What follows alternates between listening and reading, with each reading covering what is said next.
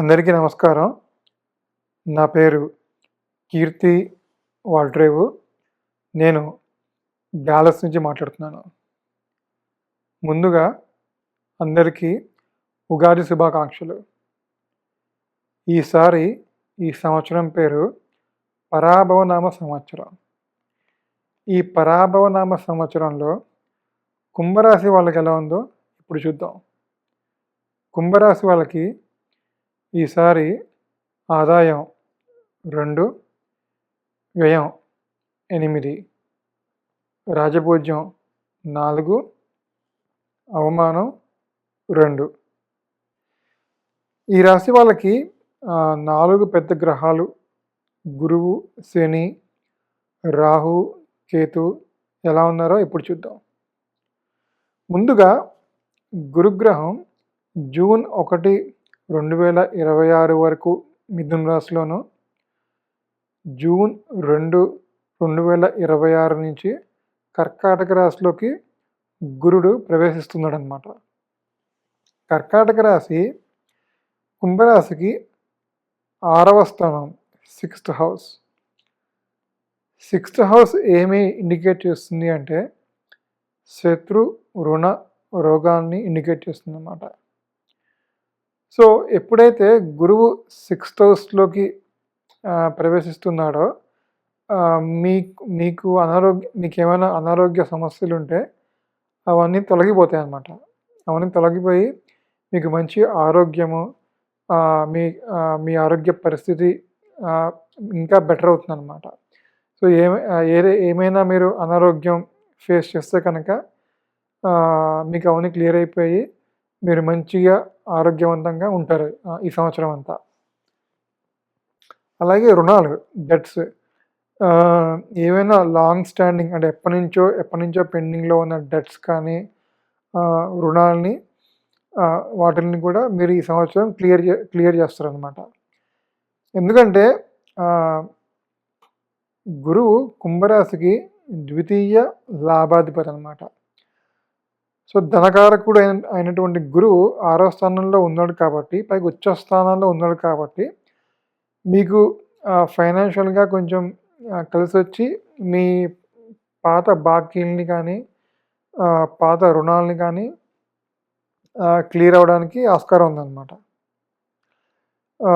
ఇంకొకటి ఏంటంటే గురువు 6th హౌస్లో ఉండి అంటే 6వ స్థానంలో ఉండి 6వ స్థానం నుంచి 10వ స్థానాన్ని చూస్తాడనమాట.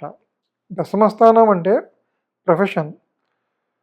సో మీకు మీ వృత్తిలో మీకేమైనా కాంపిటీషన్ ఉన్నా, మీకేమైనా కొంచెం కాంపిటేటివ్ వాతావరణం ఉన్నా, ఈ గురుబలం వల్ల మీరు ఆ కాంపిటీషన్ని తట్టుకుని దాన్ని ఓవర్కమ్ చేసి దాంట్లో సక్సెస్ అవుతారనమాట. సో ఇది కూడా ఒక రకంగా ఏంటంటే విన్నింగ్ ఓవర్ ద ఎనిమీస్, అంటే విక్టరీ ఓవర్ ద ఎనిమీస్. మీ కాంపిటీటర్స్ని మీద మీరు ఓవర్కమ్ చేసి మీరు అనుకున్న రిజల్ట్స్కి మీరు సాధిస్తారనమాట. సో గురువు మీకు ప్రొఫెషన్ పరంగా కూడా ఈ సంవత్సరం బాగానే ఉన్నాడు.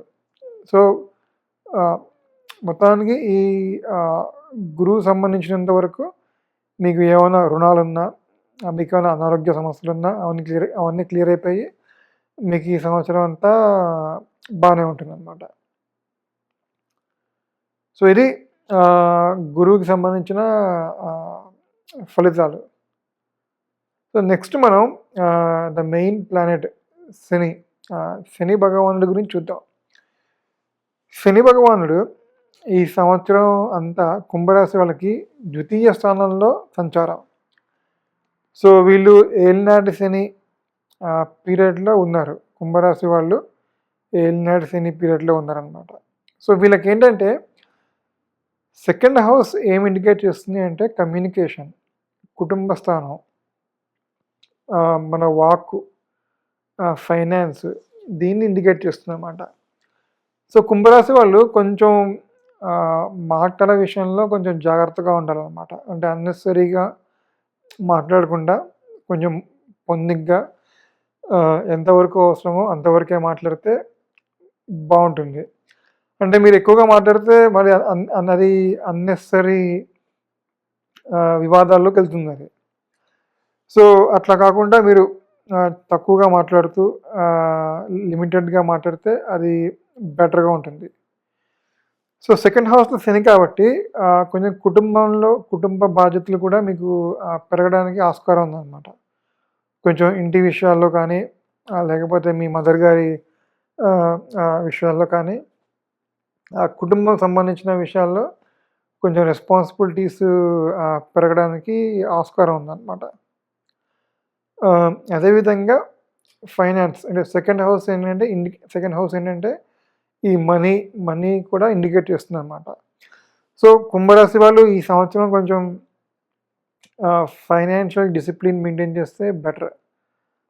అగైన్ అన్నెసెసరీ ఖర్చులు కానీ, ఆహ్, అవస అవసరం లేని ఖర్చుల్ని తగ్గిస్తే బావుంటుంది. అంటే అన్నెసెసరీగా కొంచెం స్పెండ్ చేస్తే గనక అంటే ప్లాన్ చేసి మనీని ఉపయోగిస్తే బావుంటుంది. అంటే ప్లానింగ్ లేకుండా మీరు స్పెండ్ చేస్తే అది అది అంత అది అంత మీకు బెనిఫిషియల్‌గా ఉండదనమాట. సో, మనీ విషయంలో జాగ్రత్తగా ఉండండి. తక్కువగా ఖర్చు పెట్టండి. లిమిటెడ్‌గా ఖర్చు పెట్టండి. ఎక్కువగా స్పెండ్ చేయొద్దు. సో, ఎందుకంటే మీరు ఏలినాటి శని పీరియడ్‌లో ఉన్నారు కాబట్టి కొంచెం జాగ్రత్తగా ఉంటే బెటర్ అనమాట.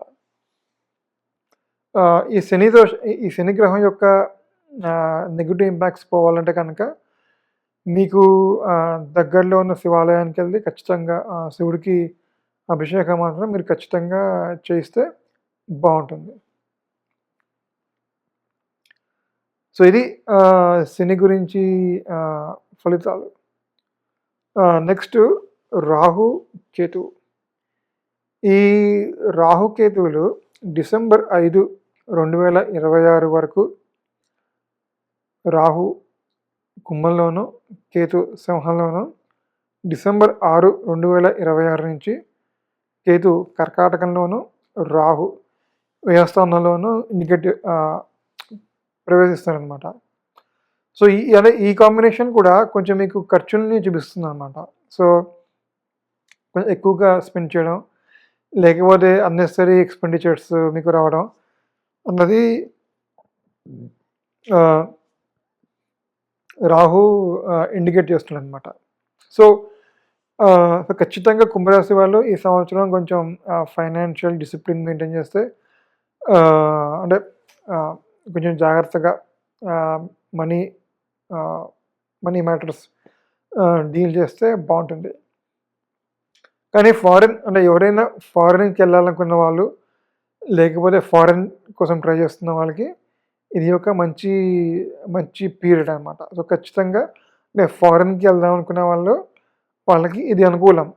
ఈ సంవత్సరం రాహు వ్యయస్థానంలో ఫారిన్ ఛాన్స్‌ని ఇస్తాడనమాట. అలాగే కేతు కూడా 6థ్ హౌస్‌లో ఉండి మీకు ఎనిమీస్ నుంచి గానీ, మీ కాంపిటీటర్స్ నుంచి గానీ మీకు you can win over the enemies అనమాట. అంటే మీ కాంపిటీటర్స్ మీద మీరు పైచేయి సాధించి మీరు ముందుకెళ్ళడానికి ఆస్కారం ఉందనమాట. సో, కేతువుల్లో రాహు కొంచెం యావరేజ్‌గా ఉన్నా, కేతు కొంచెం బానే ఉన్నాడు. సో, 6థ్ హౌస్‌లో కేతు యోగిస్తాడు. అంటే అంటే రాహుకేతువులు 3, 6, 11 స్థానాల్లో యోగిస్తారు. సో, కుంభరాశి వాళ్ళకి కేతు 6థ్ హౌస్‌లో ఈ సంవత్సరం యోగిస్తున్నాడనమాట. సో, మెయిన్‌గా శనిగ్రహం యొక్క దోషం తగ్గడానికి శివుడికి అభిషేకమును, రాహు గ్రహం యొక్క దోష నివారణకి అమ్మవారికి పూజ చేస్తే కనుక మీకు ఏమైనా నెగెటివ్ ఇంపాక్ట్స్ ఉన్నా అవన్నీ తగ్గిపోయి మీకు ఈ సంవత్సరం అంతా బాగానే ఉంటుందన్నమాట. సో, ఓవరాల్‌గా కుంభరాశి వాళ్ళకి ఈ సంవత్సరం బాగానే ఉంది. నేను ఇంతకుముందు చెప్పినట్టుగా శివుడికిను, అమ్మవారికి పూజ చేస్తే మీకు ఇంకా బాగుంటుందన్నమాట. సో, ఇది నాకు తెలిసినంత వరకు కుంభరాశి గురించి. మళ్ళీ ఇంకో వీడియోతో ఇంకో రాశి గురించి కలుద్దాం. అంతవరకు థ్యాంక్ యూ.